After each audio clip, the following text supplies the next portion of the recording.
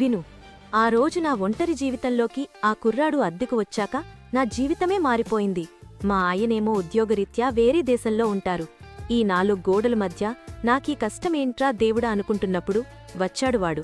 వాడి పేరేమో కిరణ్, ఒక సాఫ్ట్వేర్ ఇంజనీర్.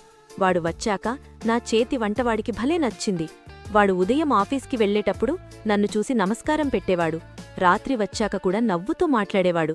నా వయసు 45 దాటినా నా ఒళ్ళు ఇంకా గట్టిగానే ఉందని నాకు తెలుసు. వాడి కళ్ళు అప్పుడప్పుడు నా శరీరం మీదకు వెళ్తున్నట్టు నాకనిపించేది. కాని అదంతా వర్షం పడేదాకేనే. ఆ మర్నాడు ఉదయం 10 గంటల ప్రాంతంలో కుండపోత వర్షం మొదలైంది. నేను బట్టలు ఆరేసినవి తీయడానికి డాబాపైకి వెళ్లాను. కిందికి వచ్చేసరికి వర్షం తీవ్రమైంది.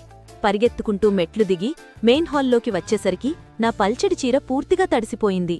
నా ఒంటికి అతుక్కుపోయి నా వంపులన్నీ స్పష్టంగా కనిపిస్తున్నాయి. నా జాకెట్ కూడా పూర్తిగా తడిసిపోయింది. నేను వెంటనే రూంలోకి వెళ్దామనుకునేసరికి వాడు మెయిన్ హాల్లో కూర్చుని టీవీ చూస్తున్నాడు.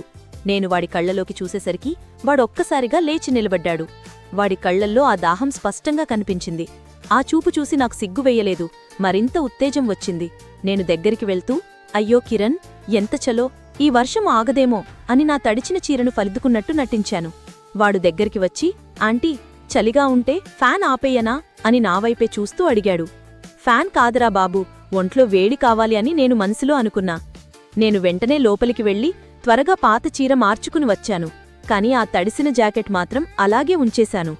మళ్ళీ హాల్లోకి వచ్చి, కిరణ్, నాకు చాలా చలిగా ఉంది, వేడివేడి కాఫీ పెట్టుకుని వస్తాను, నీక్కూడా కావాలా అని అడిగాను. వాడు లేచి, ఆంటీ, మీకు అంత చలిగా ఉంటే నేను కాఫీ పెడతాను, మీరు వెళ్ళి పడుకోండి అన్నాడు. నేను నవ్వుతూ, నువ్వు పెడితే తాగాలని ఉందిరా, కాని నాకు ఇంకొంచెం వేడి కావాలి అన్నాను. వాడు నా మాట అర్థం చేసుకున్నట్టు, వేడి కావాలంటే నేనున్నానుగా ఆంటీ అన్నాడు. ఆ మాట వినగానే నేను వాడి దగ్గరికి వెళ్లి వాడి భుజం మీద చెయ్యి వేసి, ఏం చేస్తావురా బాబూ అని మెల్లగా అడిగాను. వాడు నా కళ్ళలోకి చూసి నన్ను మెల్లగా తన రూంలోకి తీసుకెళ్లాడు.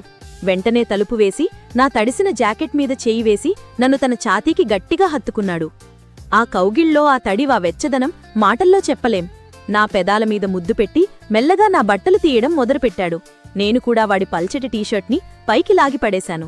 ఇద్దరం ఆ గదిలో కేవలం ఆ వర్షాకాలపు చలిని పంచుకోవడం లేదు, అంతకు మించి ఒక రహస్యాన్ని పంచుకుంటున్నాం.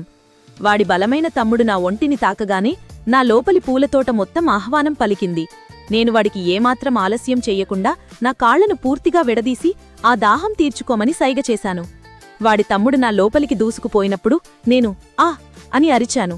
ఆ వేడి ఆ వర్షపు చలిలో వేడివేడి కాఫీలా అనిపించింది. నేను మొదట కింద పడుకుని వాడికి సహకరించాను. తరువాత వాడిని కింద పడుకోబెట్టి నేను వాడి మీదకి ఎక్కాను. ఆ వర్షం శబ్దం, మా ఊపిరితిత్తుల శబ్దం తప్ప ఆ గదిలో ఇంకేమీ వినిపించలేదు. దాదాపు గంటసేపు మా రాసలీలలు సాగాయి. ఆఖరికి ఇద్దరం అలసిపోయి వాడి పక్కనే పడుకున్నాను. వాడు నా నుదుటి మీద ముద్దు పెట్టి, ఆంటీ, మీరు నా జీవితంలోకి ఒక వరంలా వచ్చారు అన్నాడు. నేను నవ్వుతూ లేచి చీర సర్దుకుని వచ్చాను. బయట అప్పటికే వర్షం తగ్గి చల్లటి గాలి వేస్తోంది. నేను హాల్లోకి కాఫీ పెట్టుకుని వాడి రూంకి పంపించాను.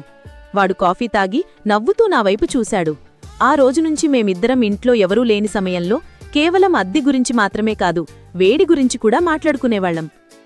అల్లుడా, ఆంటీ ఇంట్లో అద్దెకున్న కుర్రాడి కథ ఇది. మీకు ఈ కథ నచ్చిందా?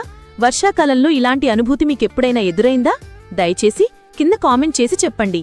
ఈ కథకి పార్ట్ 2 కావాలంటే ఎక్కువ లైక్సు